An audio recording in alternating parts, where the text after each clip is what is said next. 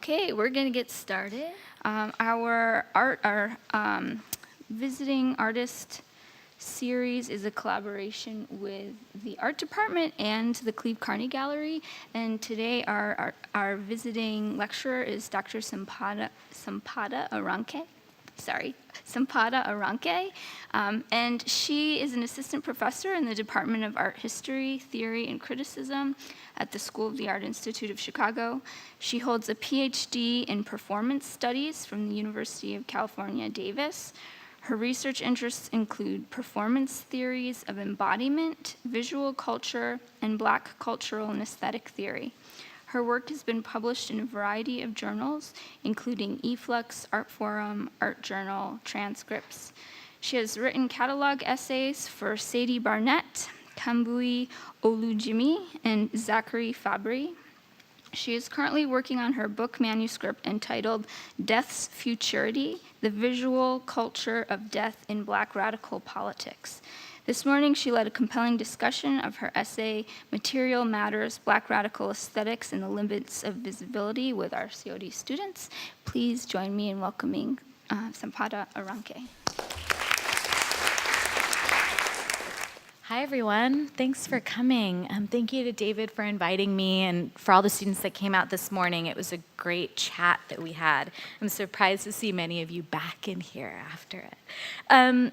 So I'm really excited to be giving this talk today. It's an article that I'm working on, and I'm really looking forward to getting some feedback, hopefully. There has been a recent surge of publications and exhibitions dedicated to the relationship between Black artistic practice and aesthetic strategies that can be widely assessed under the category of non-representational works, spanning from gestural works to abstraction, either manifesting as an acute attention to periodization or as a conceptual frame within which a range of practices align. This attention embodies the indisputable possibilities that manifest in non-representational forms to rethink the political, social, and affective contours of Black life. What these works share is a deep concern for the multifaceted modes in which Blackness trespasses normative protocols, particularly the aesthetic policing and surveillance that often accompany stale representational mandates. These artists and scholars critique the proper subject and object of what constitutes Black art by mobilizing those material, affective, and corporeal registers of viewing, thinking, and feeling that can easily slip between rigid categories.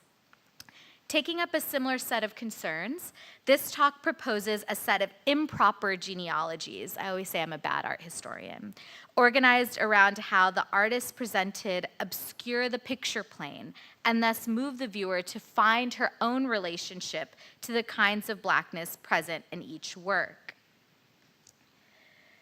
Foundational to this approach is a Black radical critique of the proper. While this particular theoretical insight has been articulated by Black American thinkers from the 19th century on, I am drawing from those thinkers who have considered how Black aesthetic practices mobilize this critique of the proper in political ways. In his seminal discussion of what he calls Adrian Piper's Black feminist anti-slavery minimalism, Fred Moten relies on an analysis of the ways in which the differentiation between subject and object, so fundamental to the making of Western modernity, is actually more porous than not. The subject-object divide is made a problem by the institution of slavery and its political, economic, social, affective, and sensorial afterlives, best encompassed by Moten's primary concern with the, quote, historical reality of commodities who spoke, of laborers who were commodities before, as it were, the abstraction of labor power from their bodies, and who continue to pass on this material heritage across the divide that separates slavery and freedom, end quote. These commodities who spoke and continue to speak embody critiques of the proper precisely because of the instability of the notion of property and propriety activated through presence, aesthetic, and otherwise. What I find notable here in Moten's writing about Piper is particularly the ways he weds together Blackness with the crisis of subjecthood and objecthood as organized around the question of presence. What locates Black aesthetic production within this nexus is the ways that the aesthetic object of inquiry poses a series of historical, contextual, and positional problems that correlate directly to the place where lived experience meets any potential conditions of relation.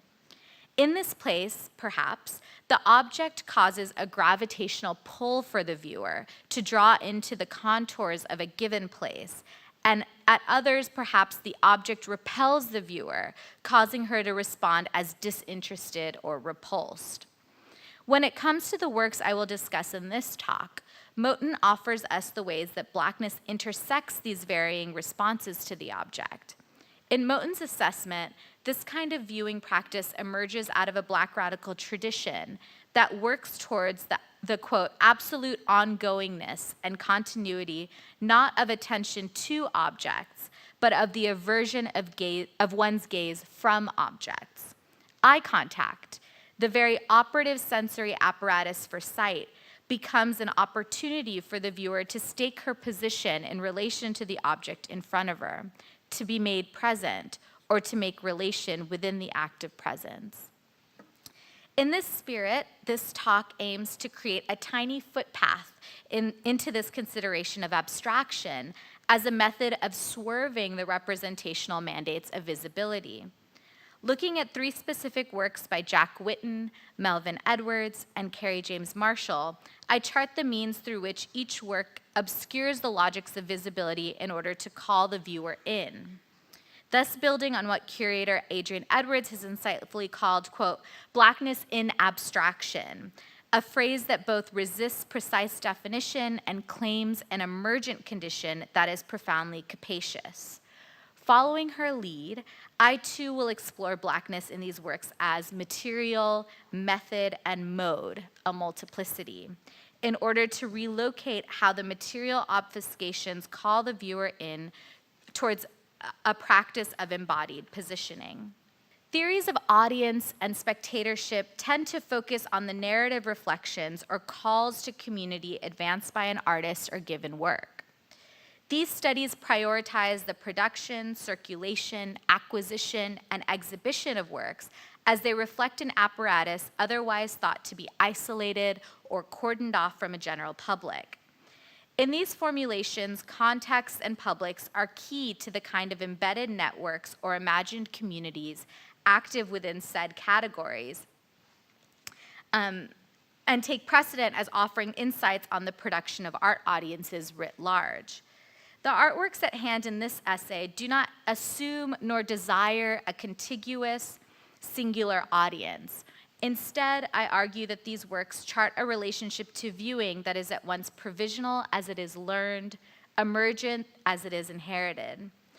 Because easy access to the image is visually impeded, these works elicit practices of viewership that are located squarely in the body as modes of positioning and engaging the relational qualities of racialized subjectivity. It is my contention that the viewing subject is always of central concern in Black aesthetic practice. For one, histories of looking have been particularly charged in relations to history of anti-Black violence in the US. Racialized violence undoubtedly is organized panoptically and optically as the nexus of surveillance and subjection become principal realities in everyday Black life. Because of the ubiquity of sight and surveillance in modes of anti-Black violence, the aesthetic practices undertaken by Black artists are born out of a contention with such realities.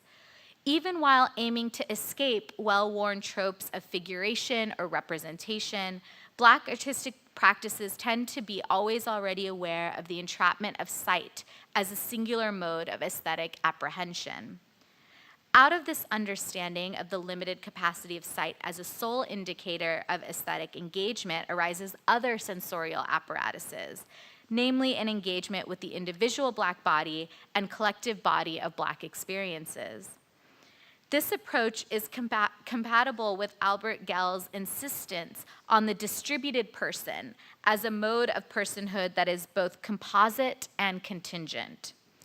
Appearance is dependent upon modes of racialized subjectivity otherwise delimited, which is why an understanding of the viewing subject as always already touched by Blackness is operative in the object consumed in front of her.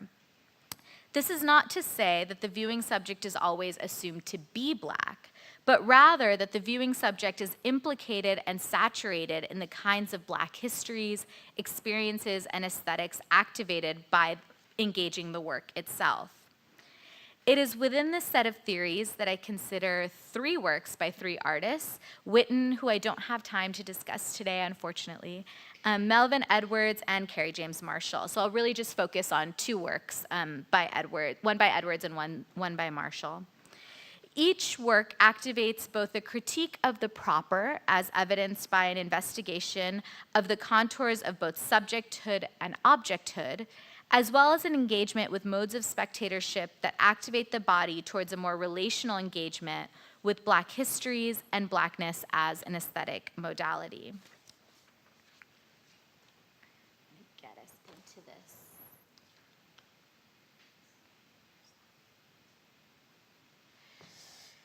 Over the span of Melvin Edwards' decades-long career, his sculptural practice has used hard-edged industrial materials and transformed them into compressed and layered objects.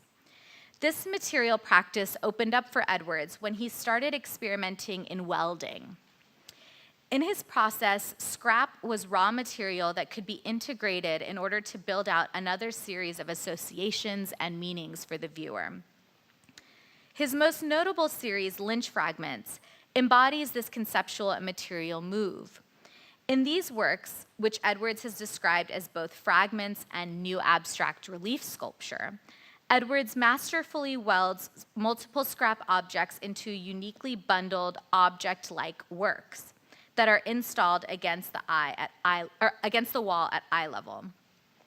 Art historian Alex Potts has described these works as tense and compacted figurations that insistently confront one visually and refuse to settle into a state of stably posed sculptural form, end quote. Confrontation in this register works doubly, at a formal level and a social one. A self-defined socially expressive artist, Edwards offers in Lynch Fragments an unflinching indictment of racial violence in the US, as each sculpture contains multiple parts that resemble, reference, or remind one of materials used during acts of racial violence. This series mobilizes a series of questions around the formal qualities and social associations raised by these welded steel objects. The viewer must look directly into each object, able to examine the codes of racial violence as invoked by these formally dense layers of steel scrapped. This confrontation, it could be said, is also a confrontation with how anti-Black violence is itself dependent upon the panoptic qualities of sight. As has been extensively noted by scholars across fields, sight is an operative sensorial register within acts of anti-Black violence. As Robin Wigman has illustriously charted in American Anatomies, Theorizing Race and Gender, sight is constitutive as a set of disciplinary epistemes and logics that organize who is deserving of violence and who is afforded the ability to enact it. As she notes, quote, "For what the eye sees and how we understand that seeing in relation to physical embodiment and philosophical and linguistic assumptions necessitates a broader inquiry into the articulation of race, one that takes the visual moment as itself a complicated and historically contingent production," end quote.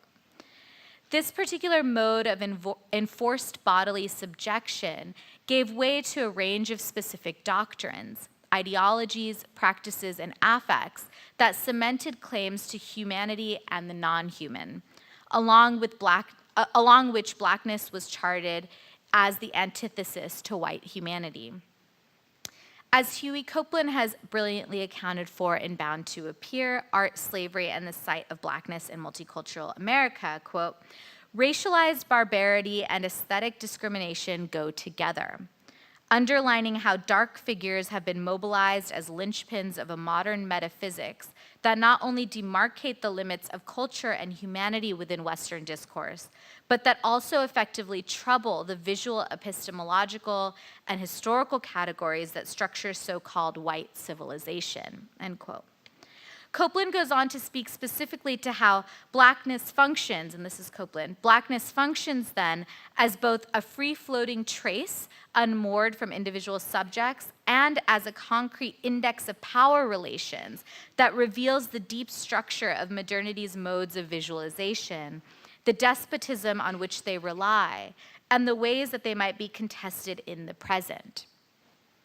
Copeland offers a vibrant link between modernity's metaphysical and epistemological ordering of humanity and the kinds of aesthetic and sensorial conditions that sediment such racialized predications. Living in the afterlives of such ideological formations, sight continues to be a primary sense through which degrees of violence are designated, marked, and structured upon Black people. Policing and surveillance, for instance, are two modalities through which sight functions as a method of anti-Black violence. In light of such a sensorial primacy, Melvin Edwards makes sight itself an object of inquiry in his works. In Edwards' hands, sculpture becomes a method of activating sight through a series of questions and positions. In order to achieve such considerations, he mobilizes a spatial and material concern that is best evidenced in Cotton Hang-Up from 1966, which you see before you, which offers another approach to how abstraction might open up a condition of relational possibilities between object and viewing subject. Cotton Hang-Up is composed of welded steel and measures 16.5 by 16.5 by 11 inches, with variable dimensions when installed. This work is, sorry, not inches, feet. This work is installed against stark white gallery walls, such that the steel's shades of gray pop with a muted disposition. The sculpture is installed at a height and often in a corner space, generally above gallery visitors. The stunning installation evidences how Edwards composes a floating body with welded steel, whose weight works with gravity in its suspension overhead. The contours of sharp steel edges converge to form a body in itself. Whereas lynch fragments are small, compressed, almost claustrophobic objects, Cotton Hang-Up is larger in scale and dimension, and its structure allows the negative space of the gallery wall to peek through, allowing air and atmosphere to move through the sculpture. Undeniably, this sculpture calls attention to the intensity of bodily proximity and height spectacularized by lynching. In an interview with Catherine Kraft, the artist reflects on the specificity of the sculpture's installation in relation to the lynching act. He recalls, quote, well, even murderously hanging wasn't the only way people were lynched, you know. But I understand, that's a symbolic interpretation of the act. But for me, part of what happened in my sculptural political combination of thinking was that this was an opportunity to investigate the principles of suspension, end quote. Suspension becomes the material inquiry that mobilizes a particular relationship between viewing subject and viewed object. Cotton Hang-Up recomposes fragments to make a distorted and floating bodily whole, installed at a proximate distance, just close enough to approach, yet far enough from saving. Through this approach, Edwards utilizes sculpture, a medium already defined by its spatial relationship, to create a relationship between the welded steel body and those who view it. He literally asks the viewer to tilt her head up to look at the work. This attention to the bend of the neck is twofold. Seeing that practices of lynching were often public events that took place in public squares and parks, their spectatorial nature as events are evidenced here by Edwards. Victims and survivors of the lynching act were often hung by their necks from trees, scaffolds, and other such structures that provided height. On the one hand, Edwards hangs this abstract body in such a way that there's an angular gesture that mimics the bend of the neck of victims of the lynching act. And I'm thinking specifically of that 45-degree angle that you see, on the right side of the image. Edwards is careful not to simply represent this event in a straightforward way. He rather makes a case for the spectatorial nature of such acts by requiring the viewer to raise her own head to take in the sculpture. The bend of the neck necessitated by spectators to look at the body hanging before them is reconfigured as a way to take in the sculpture. This tilt of the head makes feeling a function of sight. This is not to say that Edwards equalizes the terrors of racial violence in acts of lynching with those of viewing sculpture. Rather, he charges the activity of looking by placing it squarely in the body. In so doing, Edwards offers a bridge between the body presented on abstract terms and the body that views. Within this dynamic activation, Edwards requires the viewer to attend to her bodily tension, to account for her positionality, and to reflect upon the intimacy necessitated by acts of looking. This is an intimacy that requires a proximity between the viewing subject and the viewed object. In order to see the work, the viewer must consider her bodily relation to it. If she's under the work, the neck's bend will be more dramatic than if she stands in the corner to get in a more distanced view. In any case, the position she takes in relation to the object, and therefore the degree of her neck's extension, is a kind of embodiment, a kind of embodied relational distribution. Her placement of self through a positioning, then repositioning, charges a muscular comportment that strains, reaches, or tilts, and in so doing marks a relational ground. The viewing subject's body is understood through a distribution of self that maps the contours of relation. This kind of movement in situ places and positions the viewer in the course of making sense, or even taking in the object, in such a way that she is implicated in both the production and installation of the object itself. In light of the histories and subjects referenced by the object itself, we can see how the viewer's position in relation to the sculpture mines thorny questions about the politics of looking, the place of the museum or gallery in the display of violence, and the possibilities and limitations of abstraction or representation in accounting for minoritized history, to name but a few. Part of what is constituted in Edwards' sculpture is an attention to how these structural issues are implemented at both the level of sight and bodily comportment. The knowledge acquired by looking is driven through the bodies of both the object being looked at and the subject that looks. I want to end with a consideration of Carrie James Marshall's black painting, an acrylic on fiberglass painting that extends 6 by 9 feet. Similar to Witten's composition, which you didn't see, blackness swallows the work. This is a considered and meticulous combination of multiple hues of the color black, some more purple, others more gray, and still others tinged with the pinkness in their outer glow. Pictured within this compositional feat is a scene right before a violent murder. Marshall pictures a room with a figure reading in bed. In this room, we can barely make out contextual clues: a banner that reads "Power to the People" with the panther featured front and center, a copy of Angela Y. Davis's "If They Come in the Morning," a jewelry stand that is a clenched fist. These clues gesture towards what is pictured, but the painting itself is hard to decipher in its entirety. In this work, Marshall depicts the bedroom of Black Panther Fred Hampton, the famed and well-respected 21-year-old chairman of the Chicago chapter.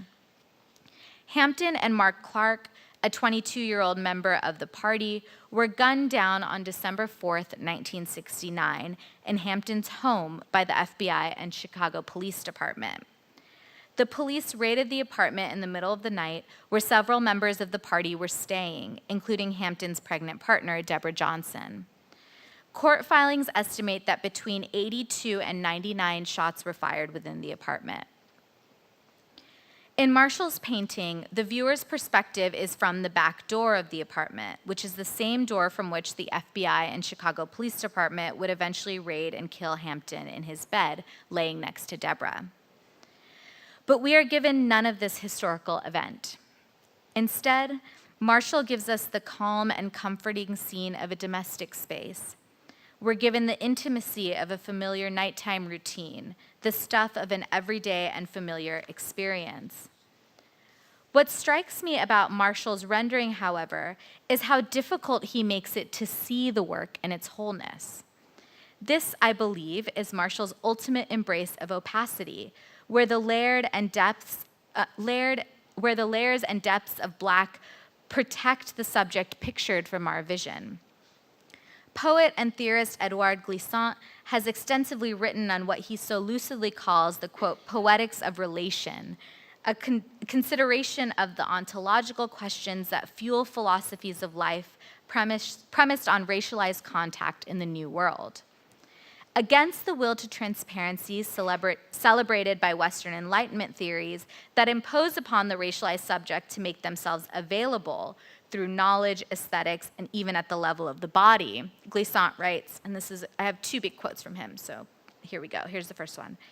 If we examine the process of understanding people and ideas from the perspective of Western thought, we discover that its basis is this requirement for transparency. In order to understand and thus accept you, I have to measure your solidity with the ideal scale provided me with grounds to make comparisons and perhaps judgments. I have to reduce. To be understood as a proper subject, Glissant notes that one must be measured by comparative and antiquated Western ideals. Instead, he calls for the right to opacity, calling for a version of selfhood that is premised not upon making oneself entirely available, but most importantly, upon a commitment to remaining obscure, even to parts of oneself. For Glissant, this commitment to opacity is not a reductive individualism, but rather takes shape in the ways actions occur in proximity, in the making of a ground in relation. And this is another quote from Glissant. It's a big one. As far as my identity is concerned, I will take care of it myself. That is, I shall not allow it to become cornered in any essence. I shall also pay attention to not mixing it into any amalgam. Rather, it does not disturb me to accept that there are places where my identity is obscure to me, and the fact that it amazes me does not mean I relinquish it. Human behaviors are fractal in nature. If we become conscious of this and give up trying to reduce such behaviors to the obviousness of a transparency, this will, perhaps, contribute to lightening their load, as every individual begins not grasping his own motivations, taking himself apart in this manner. The rule of action, what is called ethics, or else the ideal or just logical relation, would gain ground as an obvious fact, by not being mixed into the preconceived transparency of so-called universal models, end quote. In Glissant's formulation, opacity is a claim to anti-essentialism, to a notion of self that is made, remade, and made again in relation to a structural yet provisional grid of contexts, apparatuses, and systems that call upon the subject to articulate themselves. This sense of self should not be accepted as a stable, transparent, and thus translatable set of totalizing experiences, but rather in relation to the structures and sensations that activate one's making. Like distributed personhood, Glissant insists that the right to opacity decentralizes modes of sensorial knowledge, such that the subject is only ever understood as one is seen and as one sees herself. This, in turn, activates a sense of self that at once organizes around difference, but does not aim to flatten those differences. Rather, this approach opens up a field of possibility onto which selfhood is approximate to the many forms of sentient and non-sentient forms of life that surround the subject. Black painting is a measured and considered activation of a right to opacity. Marshall's painting is a meditation on the dynamism of the color black in all its shades, pigments, and hues, as well as the social and sensorial modes that make black being a subject for composition. Indeed, the social chromaticism of the color black entangles questions of aesthetics, politics, and social relations. Marshall's own response to the question of blackness and his paintings speak volumes. Quote, "How do you render an object with real volume without destroying the depths of its blackness? When I'm painting, I try to create a certain measure of density. I'm always looking to create mass, but I know that I can't use standard modeling strategies to do so. The challenge is always how to handle the way light falls on a black object without allowing it to destroy the form, but rather to merely reveal it." Marshall's material inquiries at the level of depth, mass, light, and form bring us to the broader implications of painting scenes of black life with and through black paint. While he works toward a kind of reveal, Marshall offers an approach to exposing contours of black life that resist transparency. Instead, the viewer is asked to make black out of black, to sit with the obfuscations that make a will to transparency impossible and opacity irresistible. And here I'm thinking too, right, he paints acrylic fiberglass, something that you see through, and he layers it with black paint.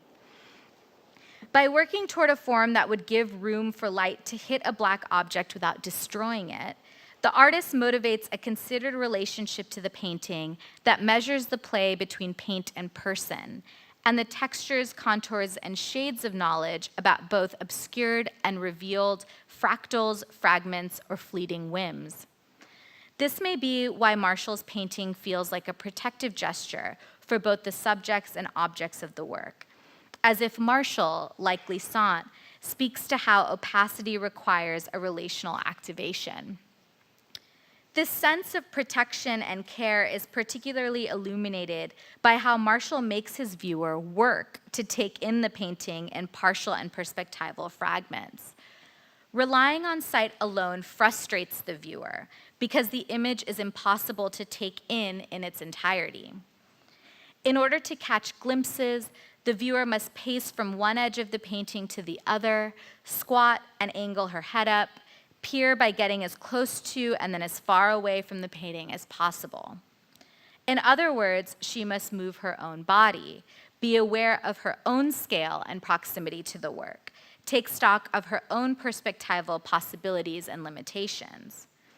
Here, I believe, Marshall makes a case for the embodied qualities of the look and opens up the relational capacities of blackness.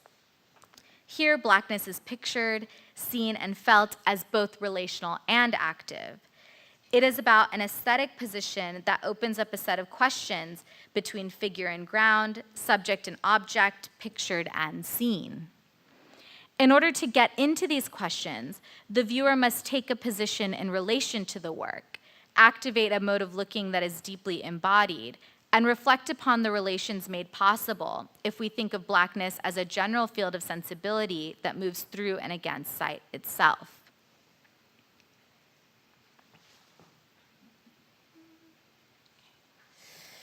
By way of conclusion, I want to offer a suggestive provocation, one that emerges from not only the artists covered here, but also the many interventions of scholars in Black studies and Black American and African diasporic art histories that work toward an understanding of Blackness as the political, social, and aesthetic ground upon which everyday life in the US is lived.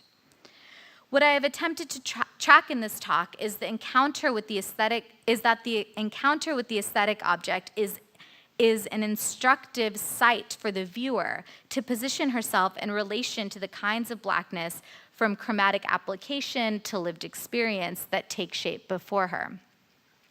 To allow for the body to usher sensorial forms of engagement, to suggest that sight is but one of a set of entangled forms of knowing, is to at once signpost how blackness touches us all, albeit in uneven and often imperceptible ways. Huey Copeland brilliantly names a version of this engagement tending towards blackness, and I want to end with Huey's own words. This approach, what I have called tending towards blackness, a leaning into and caring for, animates a range of artistic, social, political, and theoretical practices aimed at establishing an ethical posture towards Black subjects and those related forms of being that have been positioned at the margins of thought and perception, yet are necessarily co-constitutive of them. Thank you. Would you say that the biggest challenge for these artists trying to capture the Black aesthetic is bending the material in a way that captures like the heritage struggles everyday life, but while trying to preserve like the subject's like heritage? Yeah, materiality is really important to these artists and to me. I mean, I think you're exactly like right at the pulse for both Marshall and Edwards around material, right? It's like, how do you make the form and the content speak to each other? So with Edwards, like using scrap materials, right, and welding them together, it very much speaks to a kind of the industrial labor, right, that's often attributed with, for example, his own relationship to craft and industry and work, right? And that history is like very much a part of Black history. It's a crucial part of it. And we can't ever think, I think both for Edwards and Marshall, we can't ever think form and content as separate, right? Steel and paint are just as Black as the histories and lived experiences that they're talking about, you know?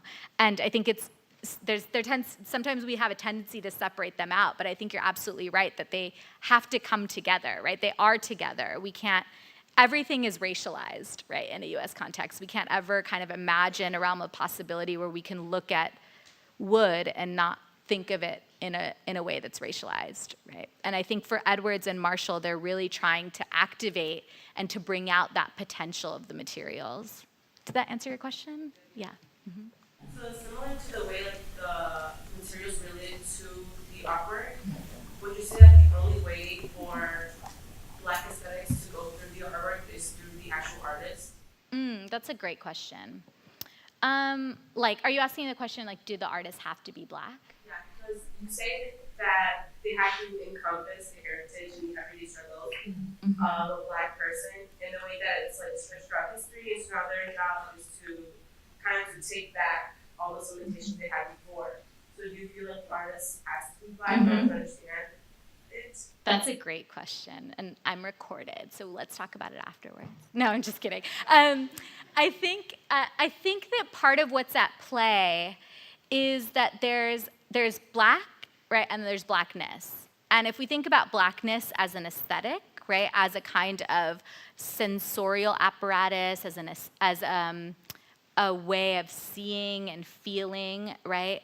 I think that we can create a space where, and you know, Huey Copeland's Bound to Appear really does this in a compelling way, that like Blackness as an aesthetic sensibility allows us to think of the ways that we're all touched by Blackness. Like we're all in this room right here because of the Middle Passage.